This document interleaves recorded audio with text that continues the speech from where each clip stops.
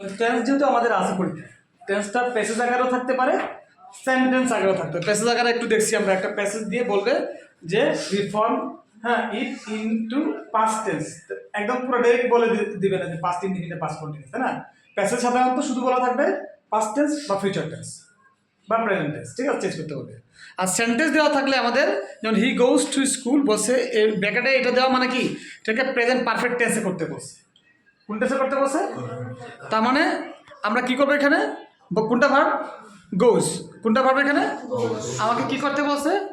Present perfect tense. তা আমার verb দেওয়া আছে, ভার্ব দেওয়া আছে, এখানে কি দেওয়া আছে আমরা দেখুন, দেখানো খুলে দেখো ভার্ব কোনটা, এখানে কোনটা ভার্ব? গো ভার্ব। কোনটা ভার্ব? গো। আমাকে প্রেজেন্ট পারফেক্ট করার নিয়ম কি? ভার্বটা ভিতরি হবে, কি হবে?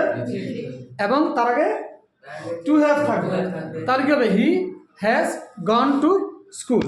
কথা ক্লিয়ার? হ্যাঁ, তখন আমার যে বাক্য দেওয়া আছে এটা দেখে ভয় পাওয়ার কোনো কারণ নাই। এখানে কোনটা, আমি শুধু ভার্বটা নেওয়া যাবে। কোনটা ভার্ব এখানে? গো ভার্ব। কোনটা ভার্ব? কিন্তু কি করতে বলছে? Present perfect tense. তো আমি কি করব সেক্ষেত্রে? প্রেজেন্ট পারফেক্ট টেন্সের নিয়ম কি?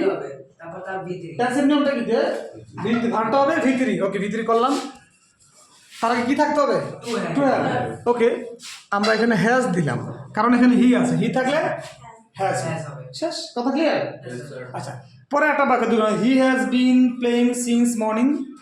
সে সকাল থেকে খেলছে। হ্যাঁ, তাহলে প্রেজেন্ট ইনডিফিনিট টেন্স বলছে, এটা যে টেন্সে থাকুক এটাকে প্রেজেন্ট ইনডিফিনিট টেন্স করতে হবে। তাহলে আমাদের প্রথম কি করতে হবে? ভার্ব দেখতে হবে। তাহলে কোনটা ভার্ব? প্লেইং না বিন? Playing verb. আমাদের এটা হচ্ছে কাজ, এটা নিব। তাহলে প্রেজেন্ট ইনডিফিনিট টেন্সের নিয়ম কি?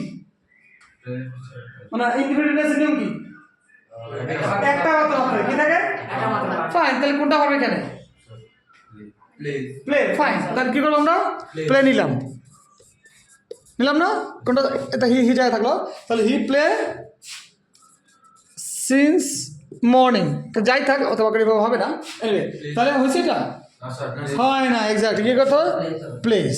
তাহলে হি প্লেস যা আছে তা, সিন্স মর্নিং হয়তো থাকবে না ব্যবহার করে বাক্যটা, হয়তো অন্য কিছু দিবে। হি ইজ বিং প্লেইং, মনে করো এটা দেওয়া আছে, মনে করো হি ইজ প্লেইং দেওয়া আছে, no problem. He is playing দেওয়া আছে আর কিছু নাই। তো সেক্ষেত্রে আমাকে কী করতে হবে? যাবে কোনটা ভার্ব? প্লে। প্রেজেন্ট ইনডিফিনিট করতে বলছে। আমার কিন্তু কি দেওয়া আছে, এটা কোন প্রেজেন্ট কন্টিনিউয়াস না পাস্ট কন্টিনিউয়াস, প্রেজেন্ট পারফেক্ট, তাও আমার বোঝার দরকার নেই। আমাকে বলছে প্রেজেন্ট ইনডিফিনিট টেন্স করতে।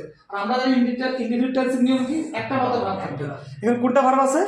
হি ইজ প্লেইং। কোনটা আছে? প্লে। তাহলে আমরা জাস্ট খালি লিখবো প্লে, তাই না? তাহলে হি প্লেস। শেষ, শেষ, কথা ক্লিয়ার? যদি থাকতো he plays in the field, যাই থাকে না আমাদের দেখার বিষয়, বাক্য যত করে থাক, তুমি ভাবের দিকে তাকাও। মনে করে দেখা আছে হি ইজ প্লেইং উইথ, মনে করো উইথ হিজ ফ্রেন্ডস, ঠিক আছে? আর বড় বাক্য লিখছে। আমাদের বড় বাক্য দেখে আমাদের ভয় পাওয়ার কোনো কারণ নাই।